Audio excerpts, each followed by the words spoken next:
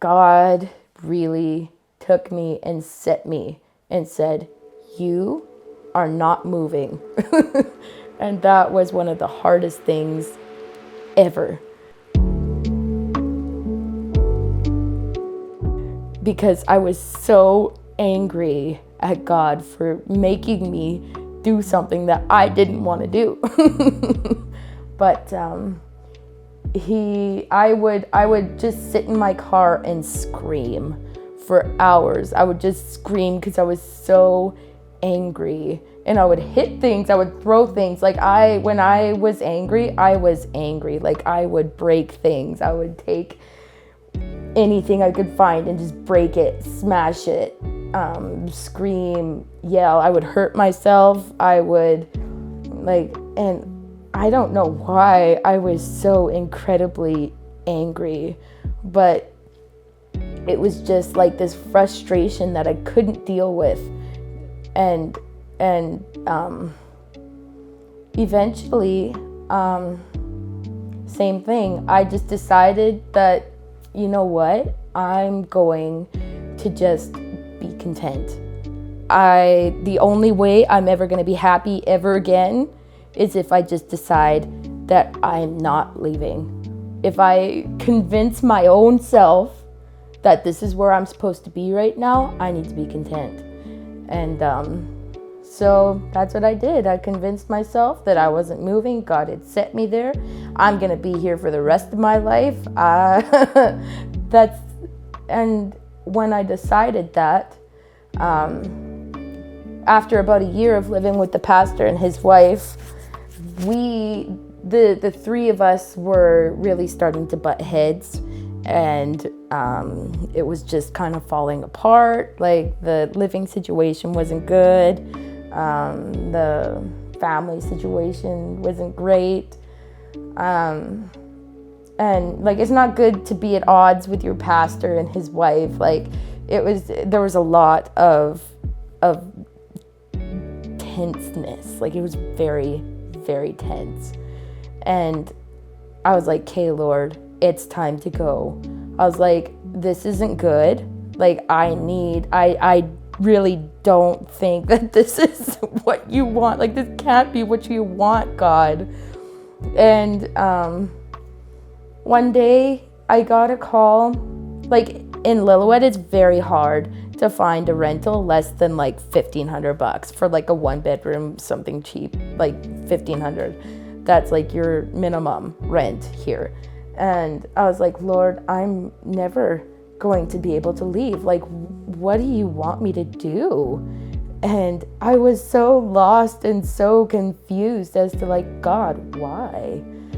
And he provided me with an $800 like 1-bedroom rental. Like I just got a phone call from this lady. She's like, yeah, you can move in today. And I was like, I don't even know you. Like, how did this happen? and it was God, you know, like that same, before she phoned me, I was actually looking online. I was going to move out of Lillooet. I was like, there's no way I can stay here anymore. I was like, Lord, I know you want me to be here, but I can't stay in this house any longer. There's nothing in Lillooet, so I was like, I need to go to a different town. So I was looking online, sent to Kamloops. I was like, I applied for like 20 jobs and I got like 20 job offers. Like, honestly, there was like offer after offer. Like, people wanted me to work for them.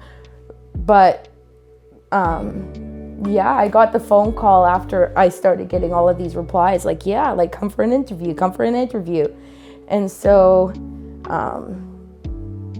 I got that phone call. I was like, nope, I'm shutting you guys down. I'm going to this apartment because this is where God wants me to be, right? Like, I was about to leave and God's like, no, you're not leaving. You're staying right here. And she phoned me. She's like, yeah, $800, come live with us. And I was like, cool. So I moved all of my stuff into this apartment, and then I was working one day. At that time I was working at Lord Co., working at a parts shop. And I met my husband there. however that happened, I don't know. But my husband's a very shy, quiet, never had a girlfriend. Never. And how it happened, I don't know. But he messaged me one day and he said, let's go for coffee. And I was like, I kind of knew who he was. And I was like, this guy's kind of weird. Like, he's really quiet. He's really not my type. But God knew. God knew he's what I needed. And I was actually like, just before, like, honestly, God always does this. Like, I'll be praying. I'll be like, God, I need this. And like, honestly, this is just a testimony of God's provision. My whole life is a testimony of God's provision. And I believe that he really wants to use this testimony as a testimony to you of his provision. And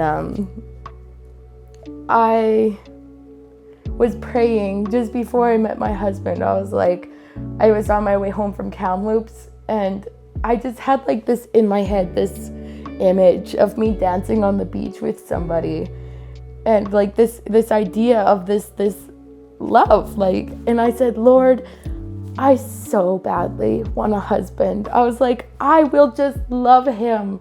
I said, I will just care for him. And I just like wept before God. I was like, I need a husband. I will just love him, because I didn't have any friends here my age. I didn't like, and there was no godly men in Lillooet. Like, our church is old people. Like, it's like a church of like 10 people and they're all over 70. I was the only young person in my church at the time.